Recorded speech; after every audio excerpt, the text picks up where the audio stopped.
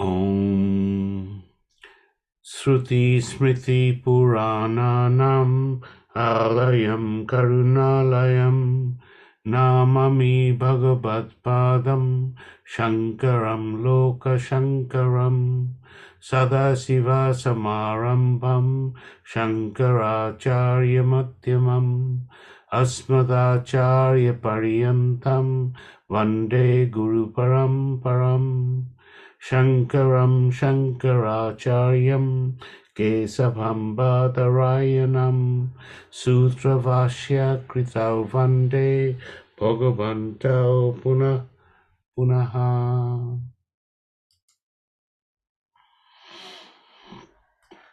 Good. Okay. Wednesday, Aparokshanite. We're getting towards the end. We're 3 or 4 weeks away from the end of this, depending on how many questions, and then we'll do a summary of this chapter. So, is this class 21? I think it's class 21. Right, well done, everyone. We lasted 5 months. Only 1 more month to go. What does anybody remember from last week? Anything of relevance at all? And I know that Janet has done the most studying because she would have studied the notes having not been here. So, well, I like the actually somebody persuaded me to listen to your recording as well as look at the notes this week. All right, okay, good. But I like with pranayama in yoga, the sense that you're going upwards through the koshas, anamayata, pranamayata, manamayata, vijnanamaya, in order to control the mind, the intellect.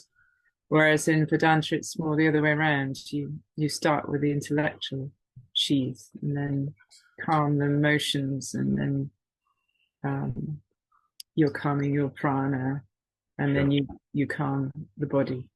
Yeah, it's interesting that it's completely the other way around in Vedantic meditation, which is it's a very nice, neat little way of looking at it, isn't it? I found that good. Excellent, good, well done. Thank you for that. Anybody else with any bits and pieces? I'll just comment that I really like the pranayama one, and although it makes the point that it's not a japa, in that it's a sort of repetitive thing, it is always just a handy one as you're breathing all the way through the day. Every time that you catch yourself breathing, you can just do the I am Brahman, the universe is all an appearance. Yes, you can meditate basically on every breath if you wanted to. Yeah, no, it's handy just sort of always being there to just remind you. Yes. Thank goodness the breathing is always there. Otherwise, we'll never be reminded, would we? Okay, so yeah, that's good. Excellent. Well done. I think we did pranayama, and then we did pratyahara, and then I think we're coming up to dharana. Is that right? One, Ram, which another bit I like this one too. I like the fact that you see the instrument, the mind, as mithya. So it means all problems basically are thoughts. So basically it's, if you have a thought like anger, whatever it is, that's the problem, not the outside things. So basically you don't give power to the world, in effect, to let it disturb you, if you like. And yeah, I know we've heard it before, but I kind of like that to stick in the mind too. Good. Yeah. It's very important to realize that the samsara is really internally generated, and it's got nothing to do with the world outside. It is just the way we look at things. It's the perspective of the world that brings in all of those things. Good. And that's all. Yeah. Can I add another thing? Yeah, I really like the line that Will has just mentioned too. But the other one that really stood out for me is that the whole world is a cardboard chair, so don't have any hope for security from it.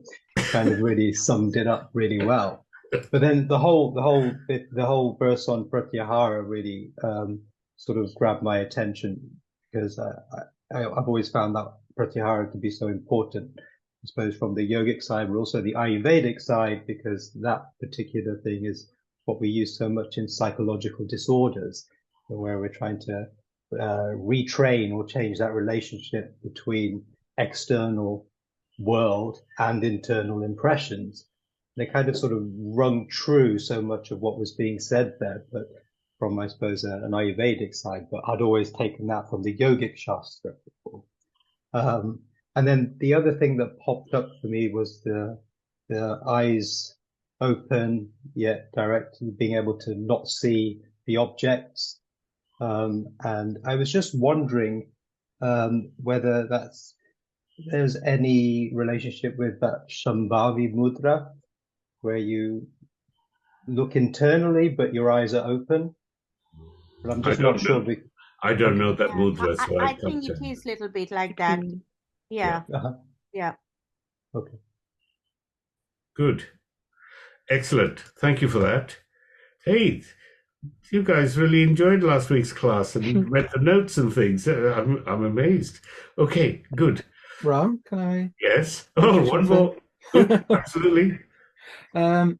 Something that's stuck in my mind as well. Verse 121, the last sentence in the first paragraph. You have to bring back the mind to Atma, and for this you have to turn your mind inwards. So I'm still inwards. So I know I'm not the body. I'm still in the mind phase, but that wasn't the important bit. It's on the next paragraph. Adi Shankar says that you need to turn your mind inwards. You need not turn your mind inwards. You can see Brahman everywhere and in every creation. Yes. So then that I had a aha moment in that. I'm not just focusing in now. I can look out, and then but it's not just out and in; it's everything. So Yes. I'm like, oh well, I don't have to stay focused in. I can look out, and it was just like a wow. Yes. There's an emotional part to it, like a sense of peace. Always these aha moments. I have a sense of peacefulness with it, and a smile. Yeah, and this study is a series of those moments, really. And yes, it's just that because we've spent our entire lives looking out, and all we see are the nama rupa, and we give great credence to that. We don't see the Brahman within that. We don't see the Atma within that as the existence of the everything in the world. If we have time, we'll do a meditation on that later today. So that's why it's often said turn inwards, because then you eliminate all of those. That sensory input allows you to focus a little bit more. But when you can also look outwards and see things for what they really are rather than what they appear to be, then you've made a great leap forward in your understanding. So, Well, I had an opportunity to practice that this week. So I right. think this is the point, isn't it? You have these lessons and you're kind of learning and then you put it into practice and you notice when you're not doing that, which then is practice of how to do it. Yes. You know, we have to, which is when I cut my finger on a mandolin. Okay. Right. So even me just saying that sharp knife may make some of you go, oh, contract. Yeah. And it did me at the time and it bled terribly and it's only just started to stop bleeding. So then it's kind of like, well, that's over. That minute it was sore. It's sore for a few days. Yeah, it's going to be a pain for a while, blah, blah, blah.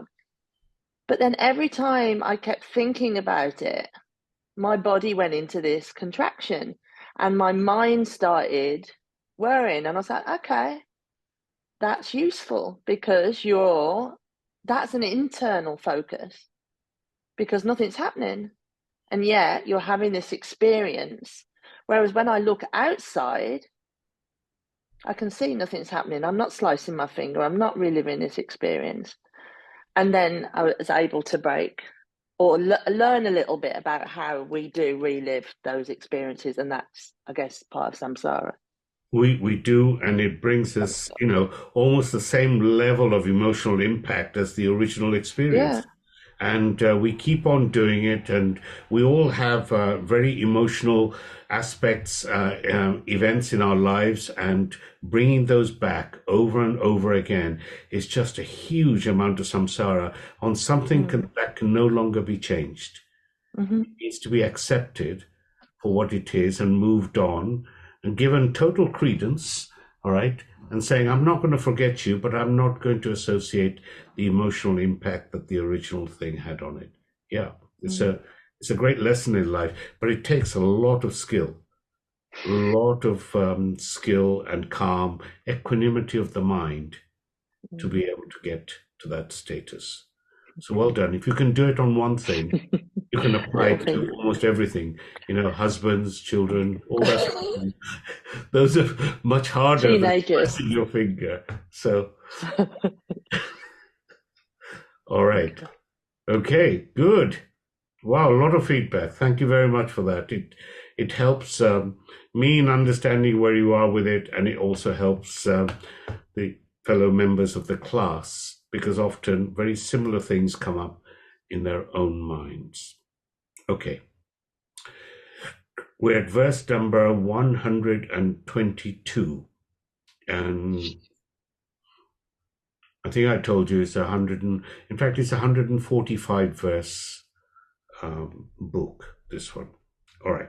Verse 122, the translation reads, the steadiness of the mind through realization of Brahman, wherever the mind goes, is known as the supreme dharana.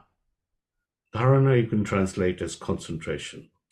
So we are now at the 13th of the 15 limbs that Adi Shankara talked about, and he now wants to talk about dharana. If we or dharana or dharanam, that's how it's spelled. That's where you accent the A's there, and it's a clear N, so it's dharana, right? Which in Yoga Shastra means focusing the mind on an object, right? Well, the retention of the focus is actually called dhyana, which we will come on to next. So one is focusing on something, that's dharana, and then later on, the next one will be dhyana, which is retaining that focus. Okay, so dharana is focusing, and focusing is not enough until you get total concentration and retention. That's why dhyana is a separate practice to dharana, as we'll see later. In Yoga Shastra, focusing involves turning away from other objects of the world, whereas focusing on Brahman does not need you to turn away from anything, says Adi Shankara. Example, to see the gold, I do not need to turn away since the content is gold in all the ornaments. I don't need to move my eyes away from the ornaments and say, I wonder where the gold is. All right. The gold is in and through all the ornaments. If Brahman is one of the objects of creation, in order to concentrate on Brahman, I would have to turn away from all the other objects. All right. The thing is, in every experience, there are two things. There's awareness and existence.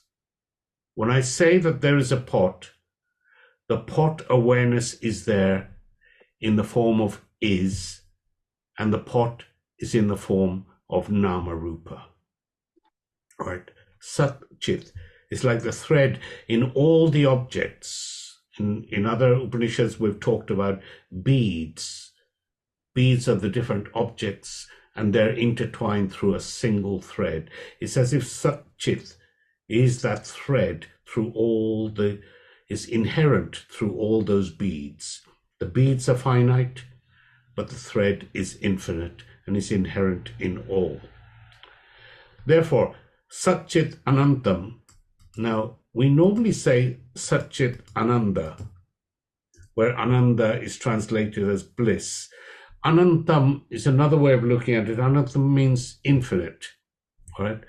So the infinite Sat and Chit, Sat Chit Anantam, To focus the mind, you need not necessarily close the eyes, as we said last week, and turn away from all objects, because Atma is available in the form of Chit, consciousness inside, the awareness, and available in the form of Sat, existence, on the outside.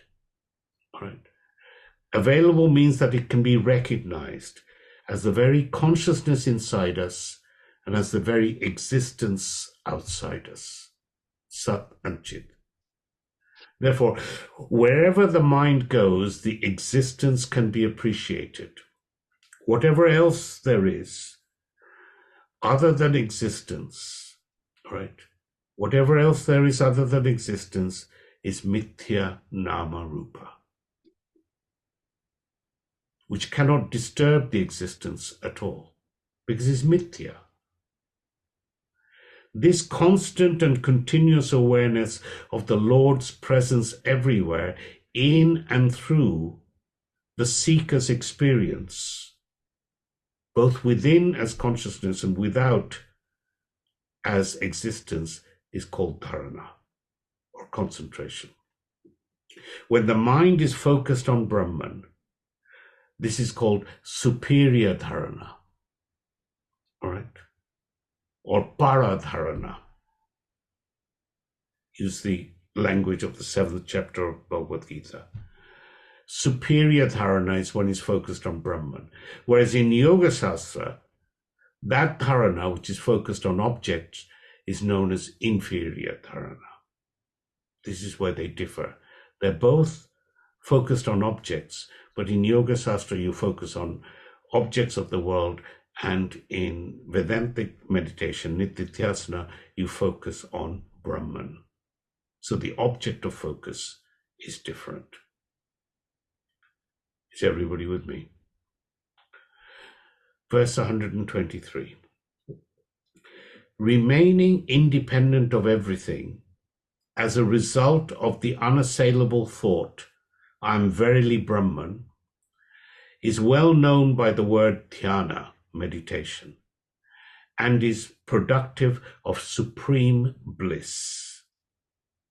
So remaining independent of everything as a result of the unassailable thought, I am verily Brahman, is well known by the word dhyana, or meditation, and is productive of supreme bliss.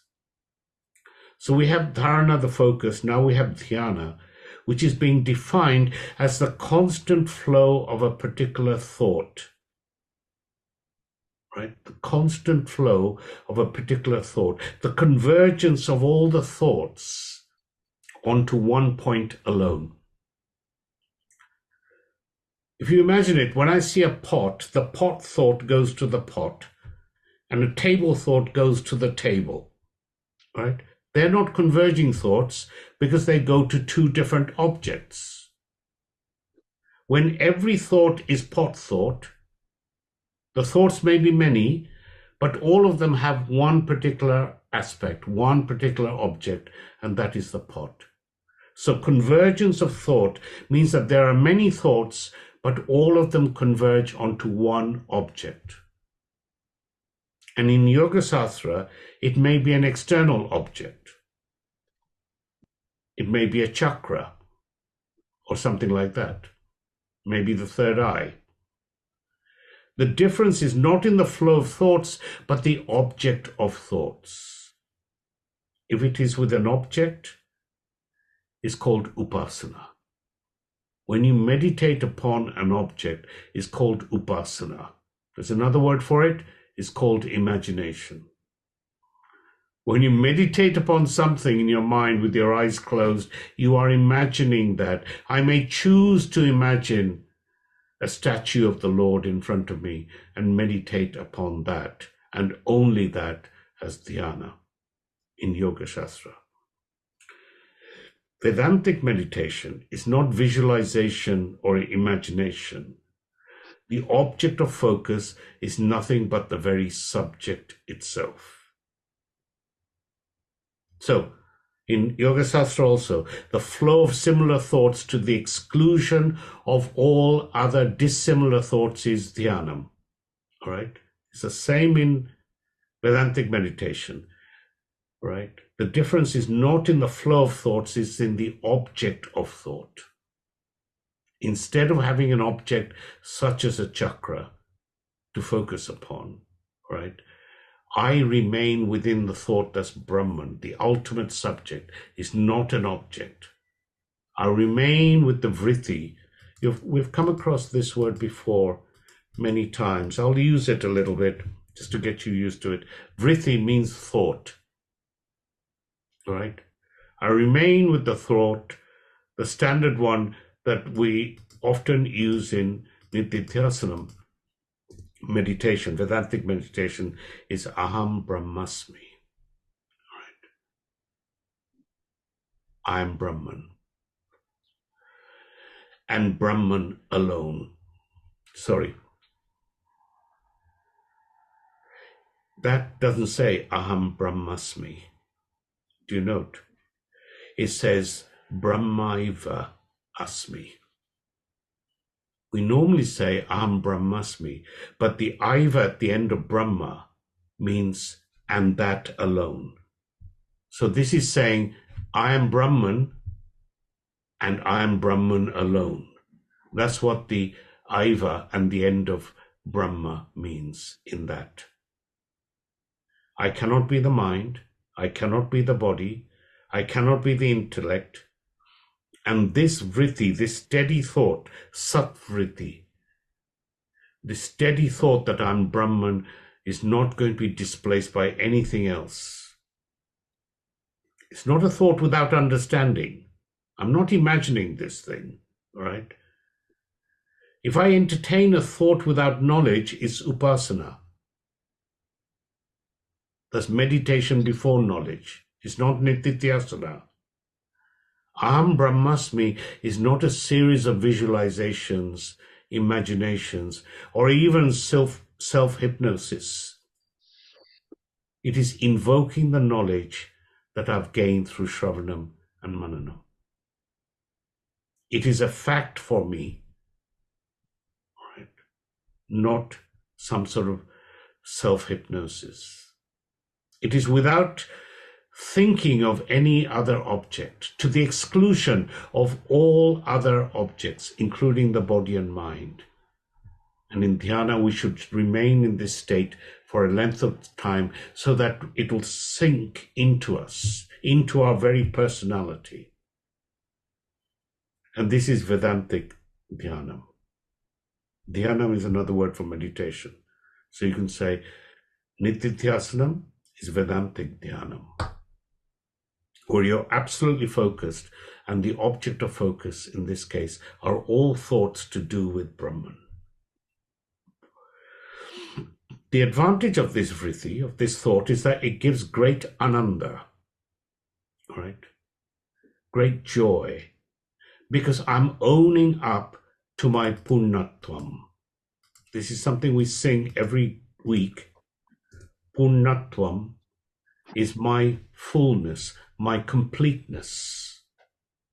Punna means total, all right? It is like a person who's got all their limbs intact. He's got his eyes and ears and everything intact, and he sees a handicapped person who may be blind or deaf, and he sees the problem that the poor handicapped person is having, faces, and has to overcome.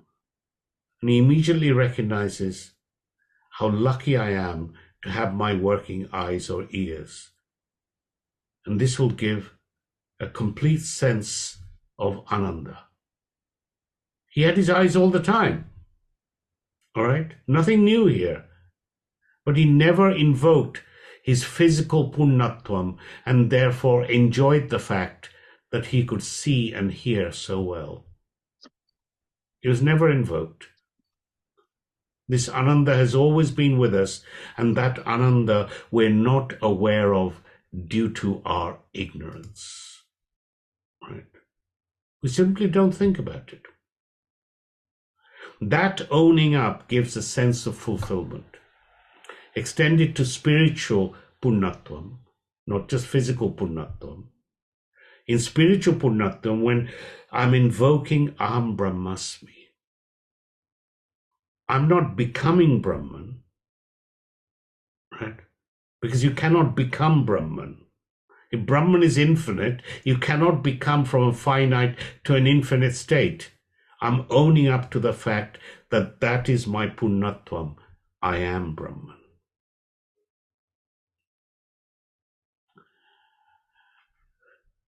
The ajnana, the ignorance, is the cause of depriving us of our ananda. And we own up to Aham Brahmasmi on gaining jnanam, on gaining knowledge. When you gain knowledge, the ignorance goes away. Here we're talking about owning up of ananda, the punnatvam, or the sense of fulfillment, completeness. This is meditation of punnatvam. Normally, as human beings, we only value a thing when it's gone. We don't appreciate it when we have it. Even the slightest of things. You know, your favorite pen. You had it for 10 years, and suddenly you can't find it anymore, and you understand the value of the pen to you. Right? And you're elated on its return. It is like that. We have forgotten the value of this internal punnatvam. Right? And through knowledge, getting rid of that ignorance, we can come back to it and celebrate it once more, that I am Brahman. Verse 124. The complete forgetfulness of all thought, by first making it changeless and then identifying it with Brahman, is called samadhi, known also as knowledge. The complete forgetfulness of all thought, by first making it changeless and then identifying it with Brahman, is called samadhi, known also as knowledge. This is the 15th, the final anga, the final limb, and it is samadhi. Samadhi means total absorption or getting lost in meditation. All right. There's not much difference between dhyanam, the last one we studied, and samadhi, since they are both the flow of thoughts in one particular aspect. There's no difference in their actual nature. Why have two names? The names indicate the amount of effort involved. In dhyanam, in focused meditation on a particular thought, there is will involved. Your willpower is involved. You keep that focus. You retain their focus. You work at it. And when it does not require any work from your part, to be in that thought constantly is called samadhi. Without an effort, when you stay in that moment, that is a samadhi. It's the difference between a learner driver and an experienced driver. One person is very serious and concerned about driving safely, while the expert driver drives safely with no problems and no such thought. It's happening automatically, without that deliberate effort. The deliberate effort is dhyanam. Without that deliberate effort is samadhi. In dhyanam, you have to make all the effort to concentrate the mind, while in samadhi, person effortlessly concentrates his mind despite various distractions from the outside world. Right?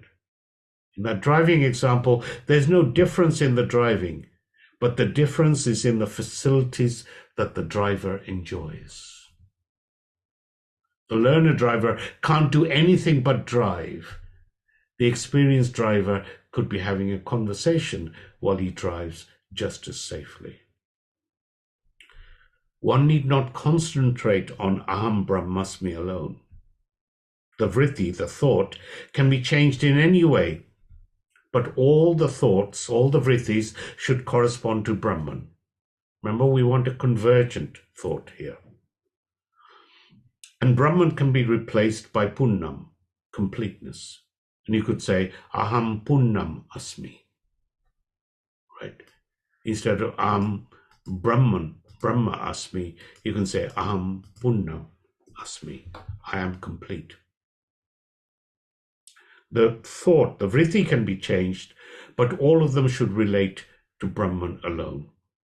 And we've got a certain amount of freedom here.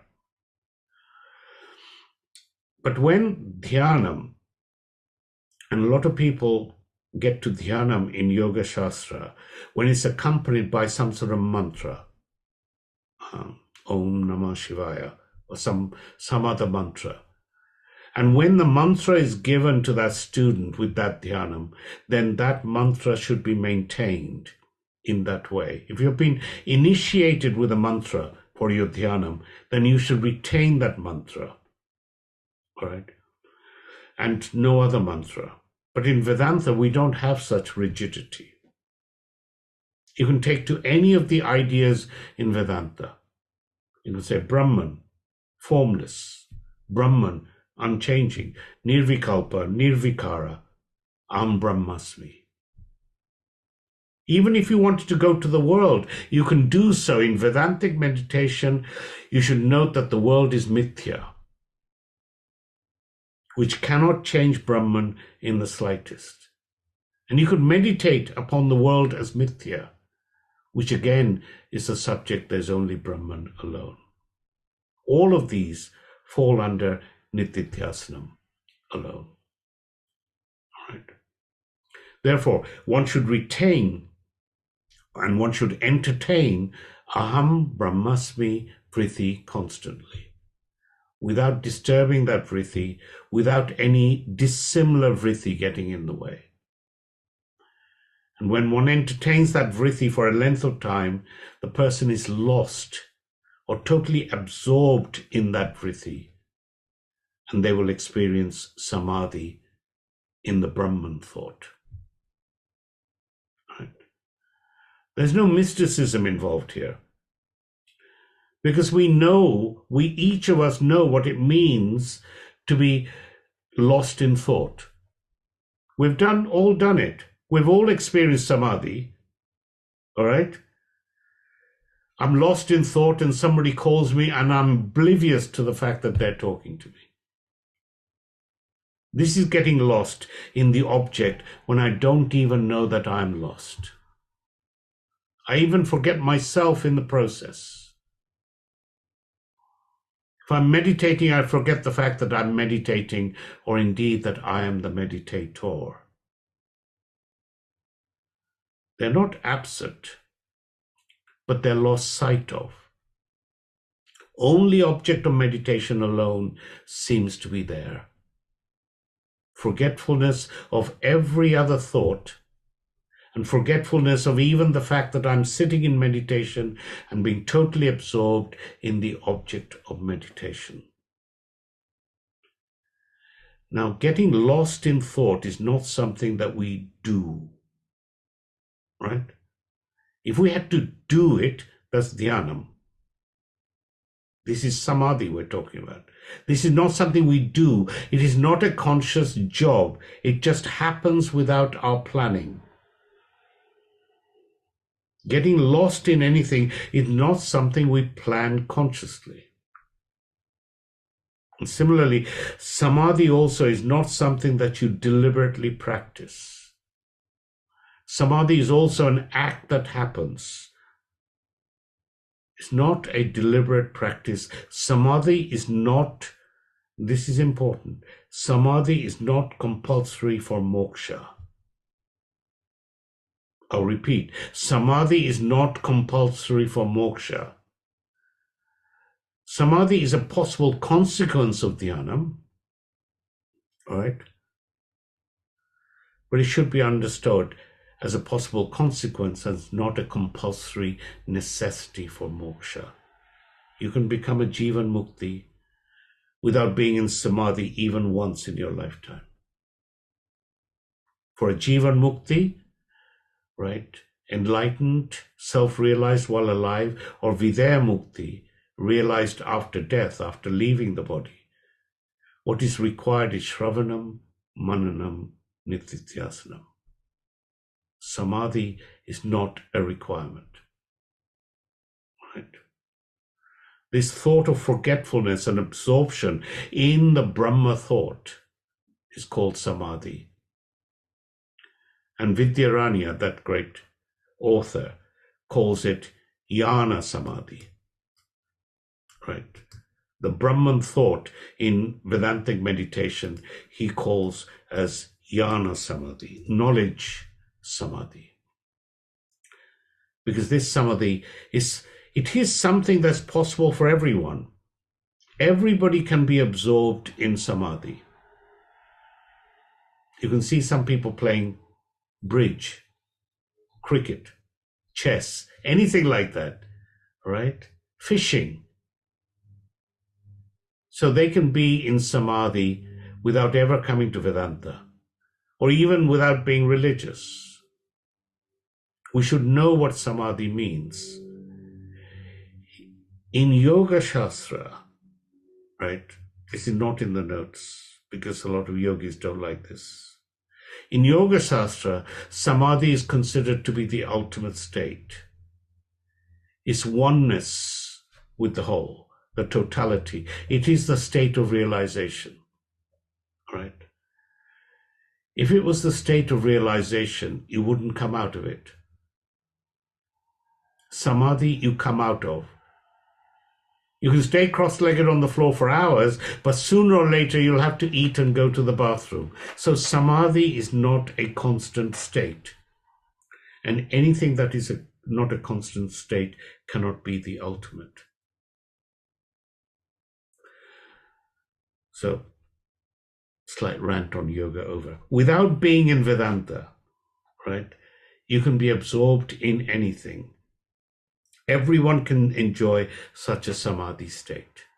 A child looking at an ant, following an ant on the ground, is in Samadhi, right? Parents are yapping away at it, not concerned. Its total focus is on the ant, right? It's a natural capacity that we've all had, and we've grown up because of our capacity to worry. We've lost that childishness that allows us to stay focused on one thing without any other thought getting in the way. In Yoga Shastra, they train this capacity, right, by the practice of yama, niyama, pranayama, and so forth. And they talk about the total suspension of all thought, training the mind to be still in the Samadhi state as being the ultimate. You can remain in this state for a long time, but as I said, you cannot do it forever. Right? One talks about hibernation of animals that don't take food. Bears would go into a hole for 6 months without food. And a sadhu can do the same. There are people who have gone into caves up in the hills and they've stayed there for months in meditation without food. It can be done with practice. Is such a samadhi a great achievement? Vedanta says that such a samadhi is a jada samadhi. Jada means inert, right? It is yet another yogic achievement. Vedantic samadhi is different from yoga samadhi. Vedantic samadhi is called, as I said, jnana samadhi, knowledge samadhi, not jada samadhi, inert samadhi. So with this, the 15th limb or anga is over. Adi Shankara now concludes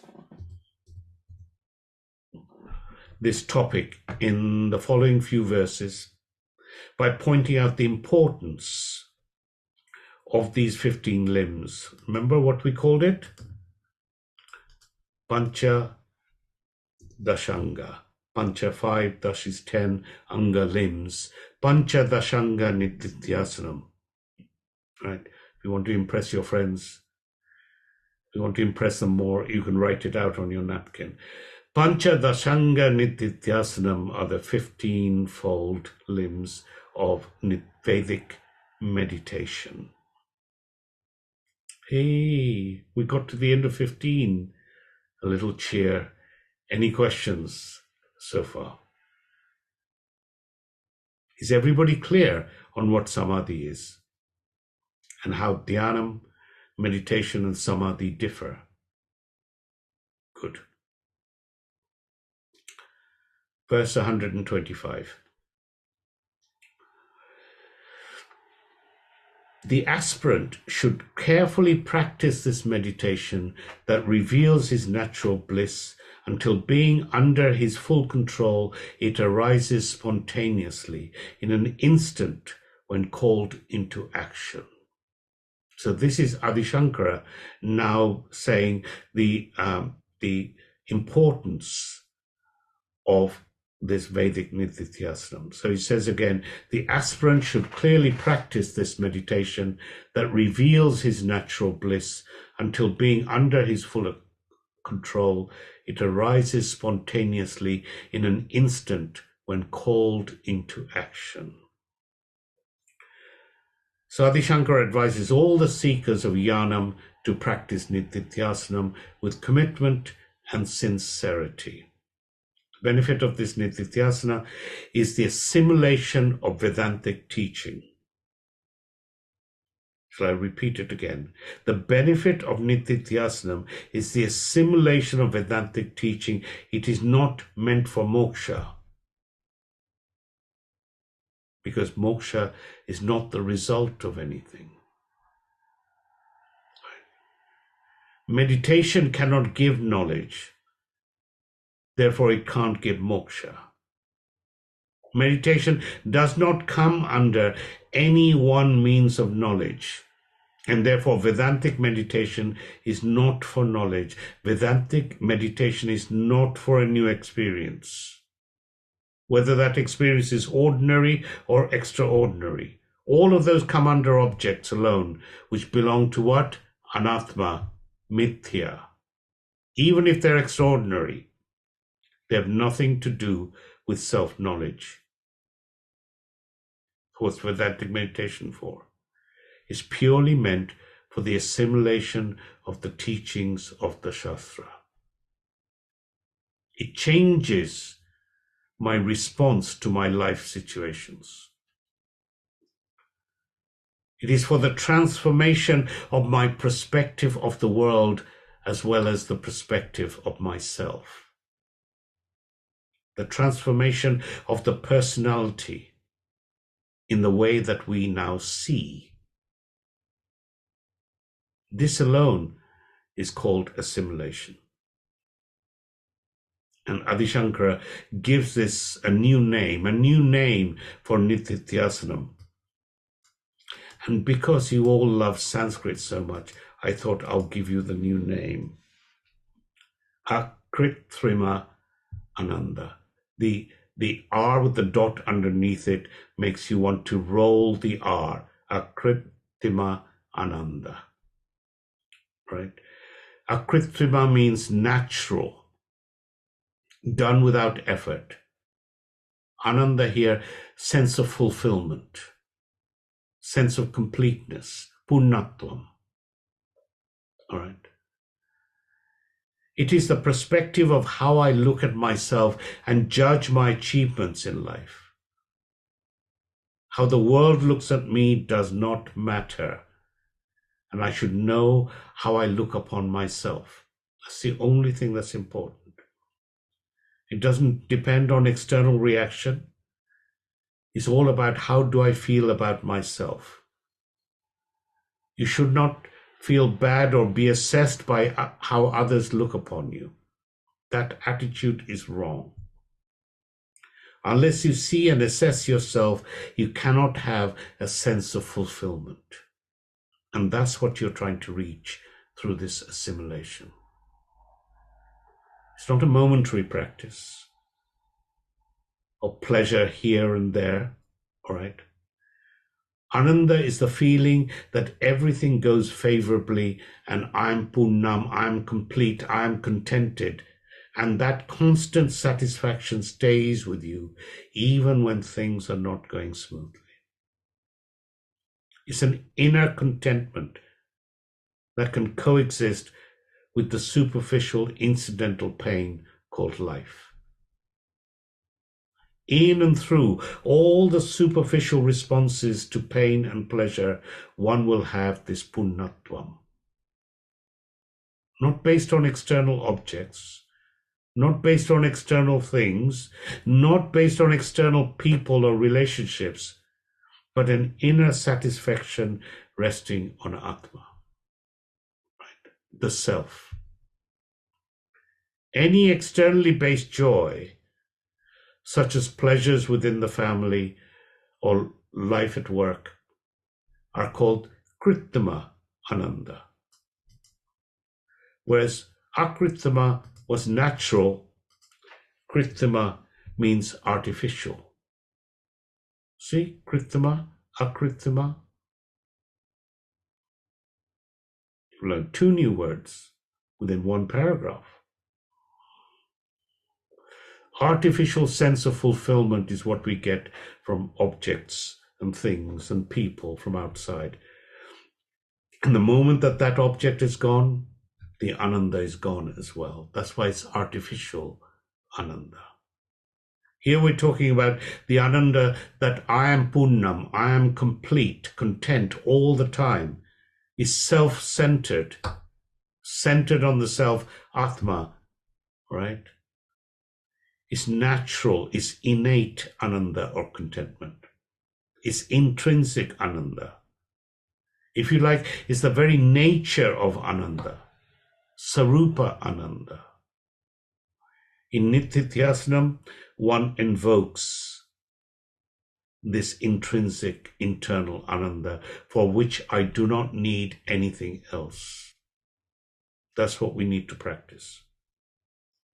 One should do the meditation and thank the Lord that, for example, you have eyes to see with, ears to hear with. In Nitityasanam, we invoke our Purnatvam and own up our Ananda. This is done until the Nitityasanam becomes a natural part of our character. This is the main difference between Mananam and Nitityasanam. With the assimilation of Nitityasanam, the knowledge that I've acquired through Shravanam, and that I have completely acquired,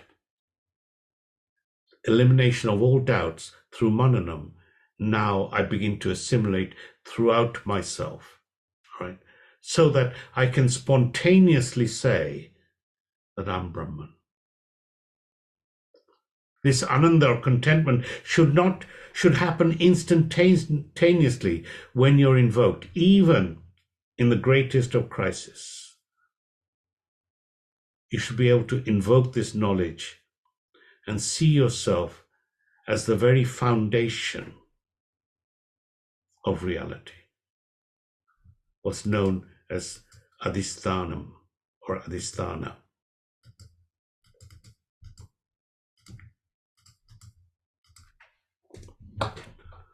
The basis, the foundation, the seat of reality, not affected by anything in creation, and you can do this meditation by either Aham Brahmasmi or similar, what we call Mahavakya, great statement that comes from the Upanishads. All right. Remember, knowledge is only knowledge when it is available to you at all times. Do you know your address? Do you meditate upon it? When somebody says, "Where do you live?" can you instantly recall it? Yes, you can. All right. You don't need to meditate upon your address. It's instantly available to you. Similarly, Jnani doesn't go around and say, Aham Brahmasmi, Aham Brahmasmi all the time. He doesn't need to do it. It's like his address. He knows it. When you talk to him, he'll talk back to you and answer your question in the normal way.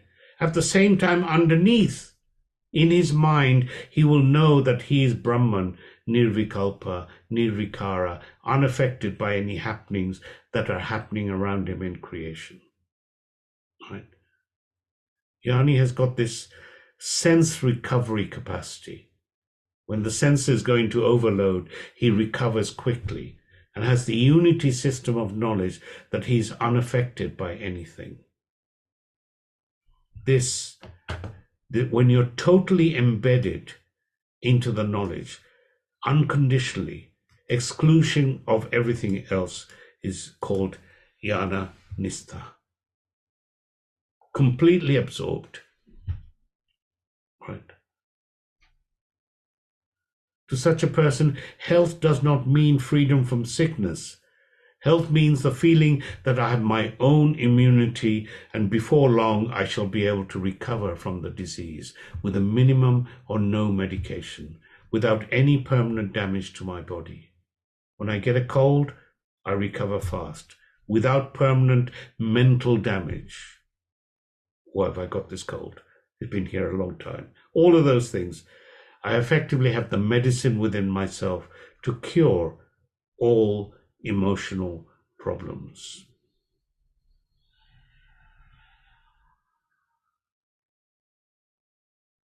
Any questions? I think I'll do one more verse, if I may. I'll just shorten the meditation. Verse 126. Then he, the best among yogis, having attained to perfection, becomes free from all practices. The real nature of such a man never becomes an object of the mind or speech. Interesting translation. Then he, remember, Adi Shankara is singing the praises of Nityathyasanam, that everybody should be doing it, the benefits of it. And this is the second of the two verses. Then he says, then he, the best among yogis, having attained to perfection, becomes free from all practices. The real nature of such a man never becomes an object of the mind or speech. So the punnatvam is not acquired, right? You don't get punnatvam. You don't meditate for 14 hours and get punnatvam.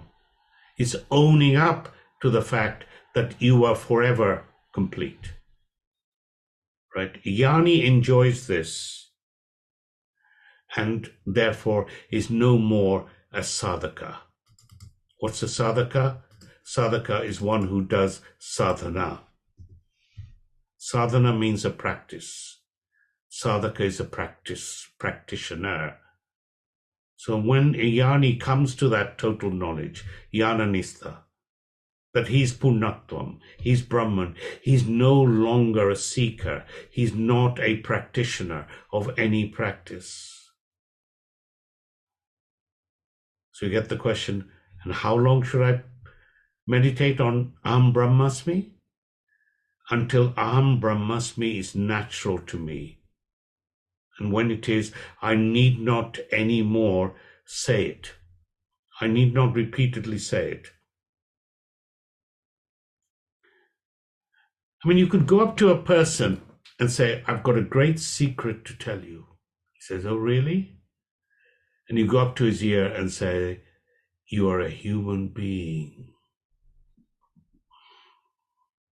And he says, I know I'm a human being. I've always known that. All right? He doesn't need to meditate upon he's a human being. When you know Aham Brahmasmi, to the same effect, to the same stage or level, is when you can stop meditating on Aham Brahmasmi.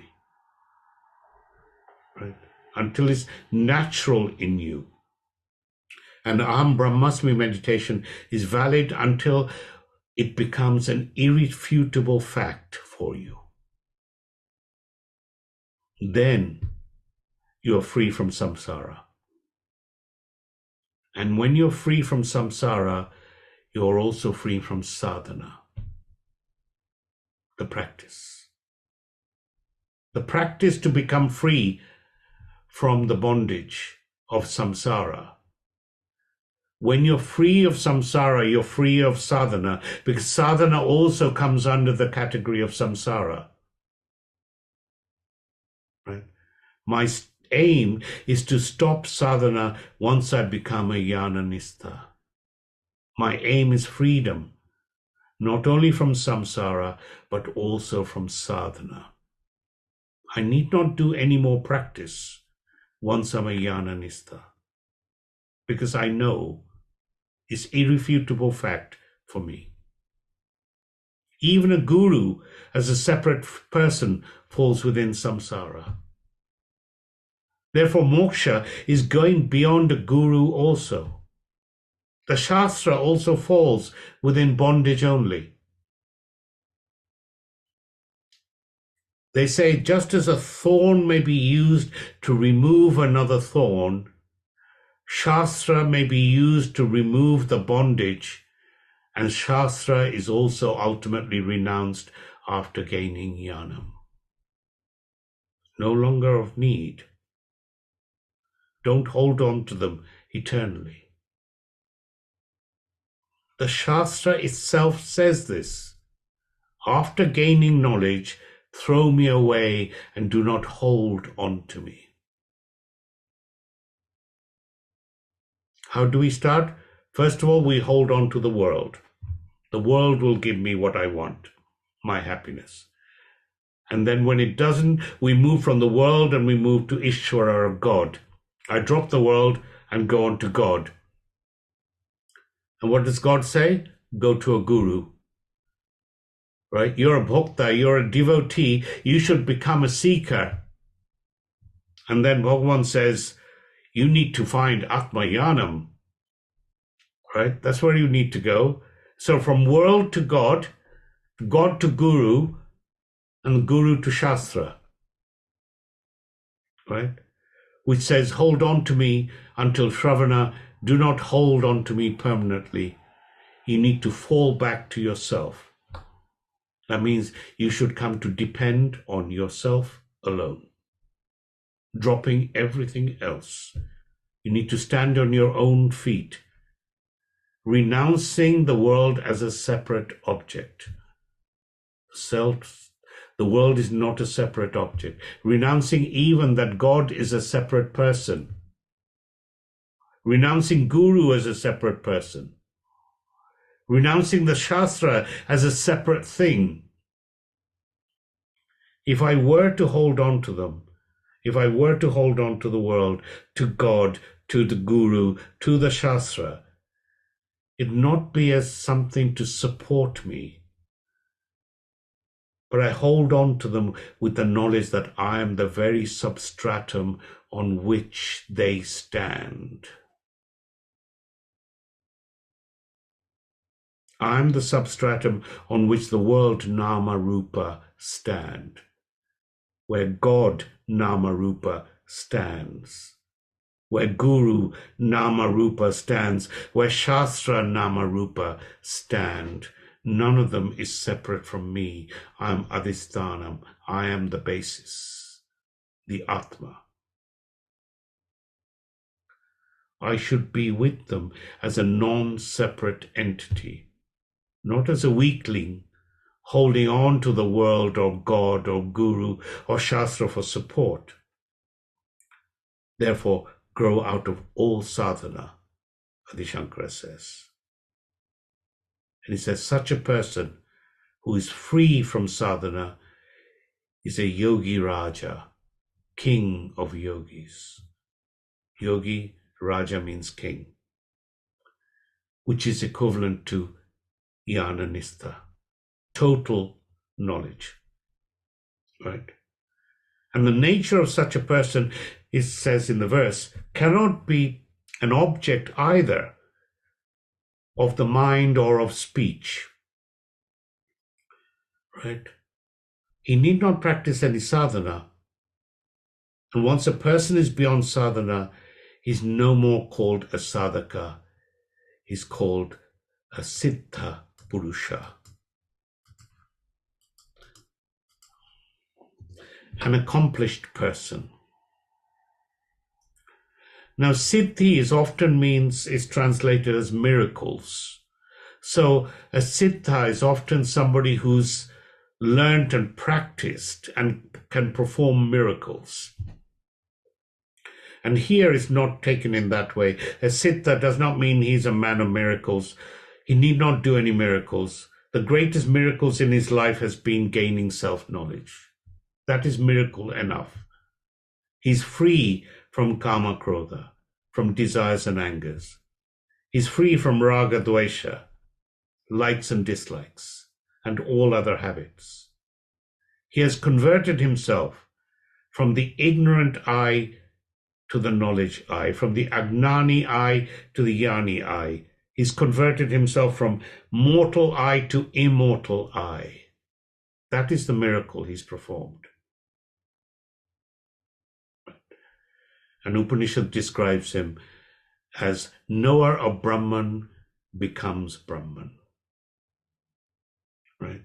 Just as the knower of the waker becomes waker, the knower of the dreamer becomes the dreamer, the knower of Brahman becomes Brahman. The infinite cannot be explained by the finite. Brahman is infinite. You cannot explain it with finite things of language or thought. Brahman is not an object to be explained because it's the very subject. And therefore, no one can understand his nature and his mind. This is a jnani's nature or a jnani's mind when he's gone to jnananistha, right? A jnani's mind can only be understood by a jnani. Right? The jnani enjoys fulfillment and shanti, and none can talk about or imagine what that feels like. Because he is in total knowledge that he's Brahman. Brahman is the ultimate subject. The subject cannot be known. It cannot be talked about. It cannot be thought about. And Agnani can know a jnani's mind. How? By becoming a jnani themselves. That's the only way. Jnani's mind is never an object of comprehension for the mind or the word of any other Agnani. There is a second and more traditional interpretation here, and that is for all practical purposes, jnani is Brahman only. Therefore, jnani is equal to Brahman, and therefore jnani cannot be known, because Brahman cannot be known. Why can't it be known? Because it's the very subject. It cannot be known through words and minds. Yet we spend all this time looking at the words of the Upanishads and doing the analysis with our minds in order to know Brahman. It can only be realized. Right? The jnani, the Brahman, cannot be objectified by words or by people. It can only come to be known. And when it is known, you're a jnani and you're in jnananistha.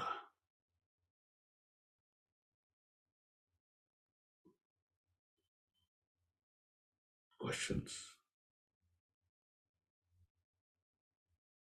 Do you feel you're getting there?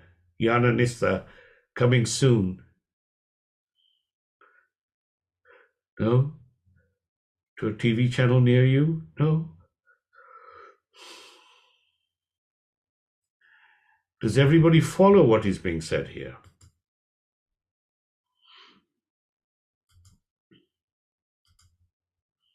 I will once I read the notes, Ram. Yeah, good. Excellent. It's actually, in words, extremely simple. Yes. It's, yeah. It is extremely simple. But because we are steeped in ignorance of thinking about it completely different all Yeah. our lives, it becomes a very difficult, simple thing to understand. Yeah. Because there's a resistance to it.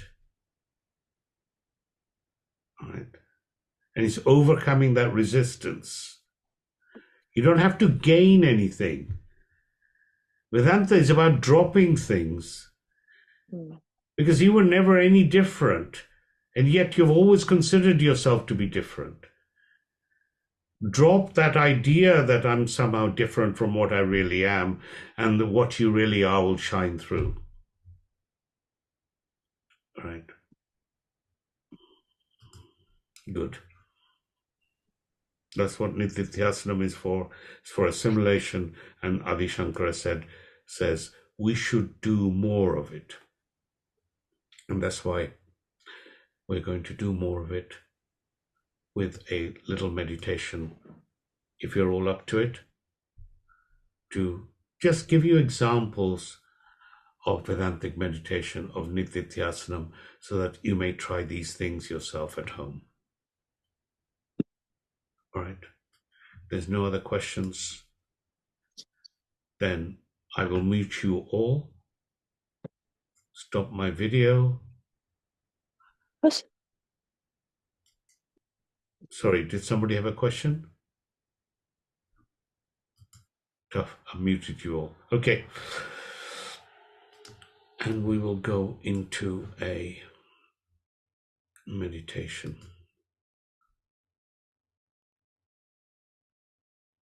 As I speak, you should already be placing yourself in a state of rest.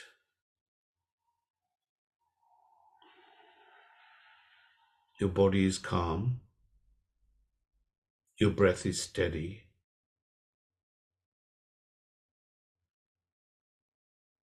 At the moment, just remember, you don't need to think about anything else.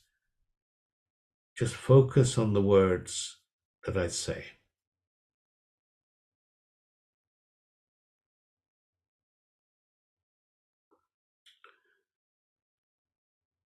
In Vedantic meditation, the expression Brahma Satyam, Jagan Mithya. Brahman is truth or reality. Jagat, the world, is Mithya. This has to be clearly understood. If we negate the entire world as Mithya and look for Satyam Brahma elsewhere, we'll never find it. We'll be looking for mystic experiences and never find it. We should remember that Brahman is available where the world is. Just as the gold is available where the ornaments are. We can't reject the ornaments and look for gold elsewhere. Now, in order to understand this expression, Brahma Satyam Jagan Mithya, we have to divide the world into two segments. One segment is the changing Nama Rupa, all the objects of the world. They're changing Nama Rupa. And normally we focus on them all the time. And the second segment is the changeless existence. In this very world, along with the very changing Nama Rupa, there is the changeless existence. inseparably mixed with the changing Nama-rupa.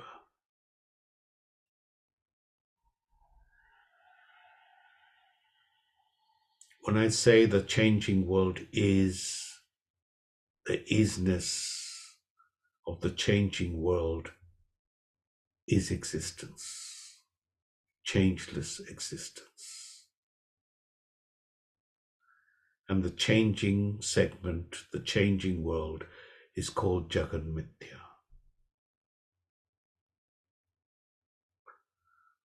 The changeless existence is very much in the world.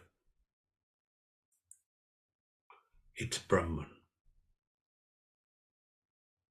It's an abstract factor, but we do experience the changeless existence. We are experiencing both together, both the segments.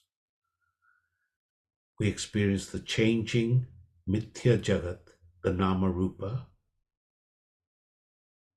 and the changeless Satyam Brahma, Brahman. We experience both together all the time.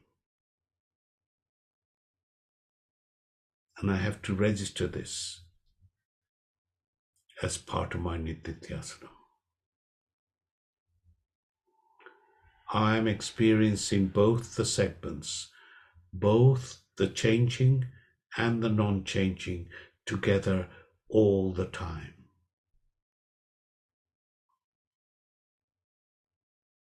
All experiences only possible when the two segments are together.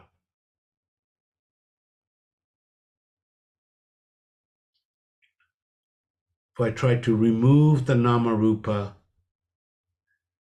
existence cannot be experienced.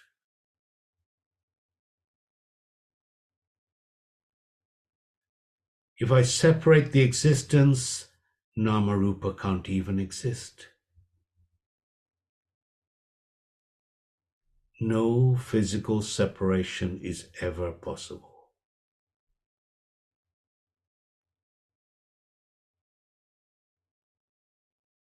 I have to extend this to myself as well. I'm also endowed with these two segments, the changing Nama Rupa,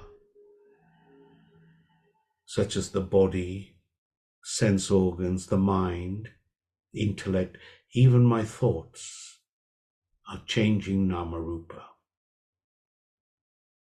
They're my Mithya segment.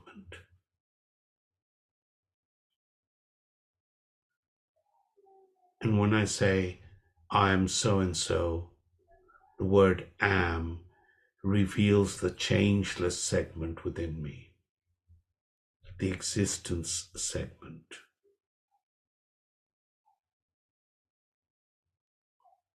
When I say, I was a child, I was a boy or girl, I was a youth, now I'm old. The was, the am, they all reveal the changeless existence. And the child, the boy and girl, the youth, they're all the changing Nama Rupa. It's always a mixture. The changing segment, changeless segment. Nama Rupa segment, existence segment. Mithya segment, Satya segment. Always a mixture of the two. And I have to register this fact. I am Satyam Brahma and Mithya Nama Rupa. I can't physically separate them, but intellectually I can discern the difference.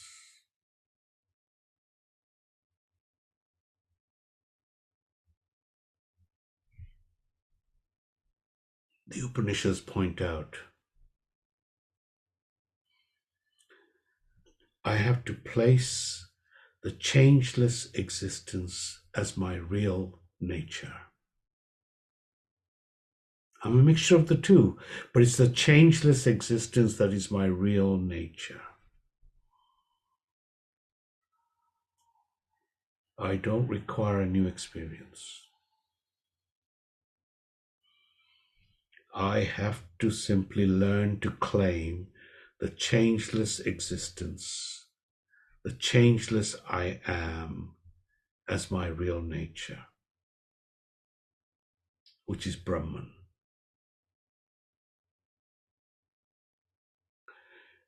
And this must be spontaneous within me in all my life transactions.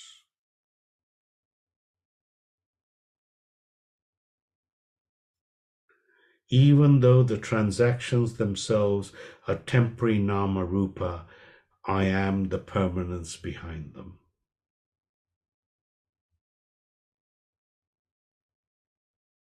Nama rupa is impermanent. Nama rupa based transaction is impermanent. But I am the changeless existence. I don't die when the body dies. The body is nama rupa. I'm changeless existence. I'm the eternal existence. I'm the immortal Brahman.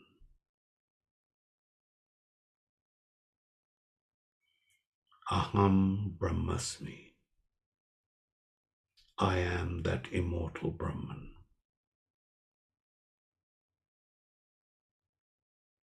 Spend a few moments repeating this expression and appreciating what it really means. Aham Brahmasmi.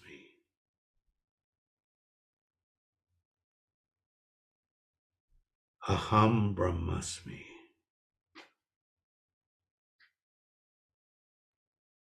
Aham Brahmasmi.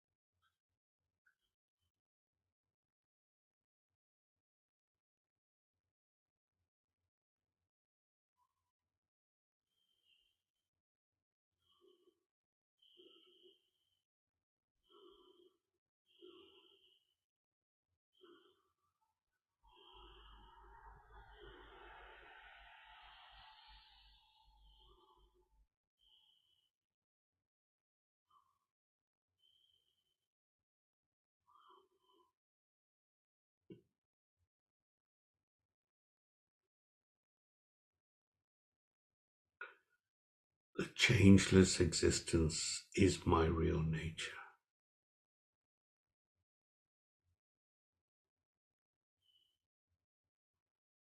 The changeless I am is my real nature, which is Brahman.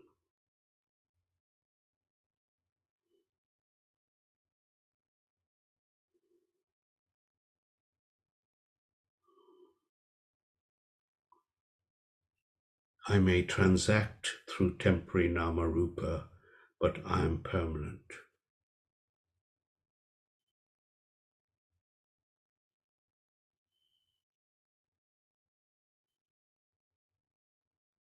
I am the changeless existence. I don't die. I'm the eternal existence.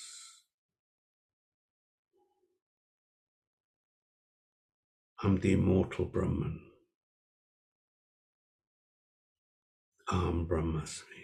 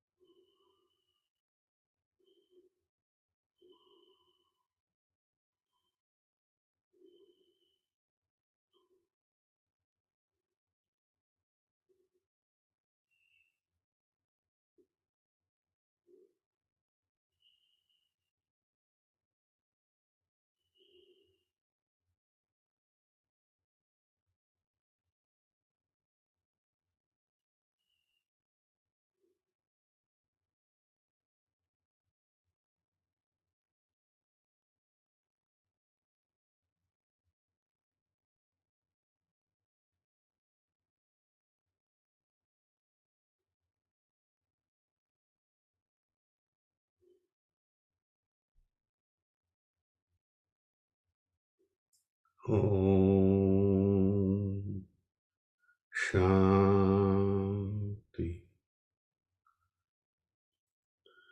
Shanti. Shanti.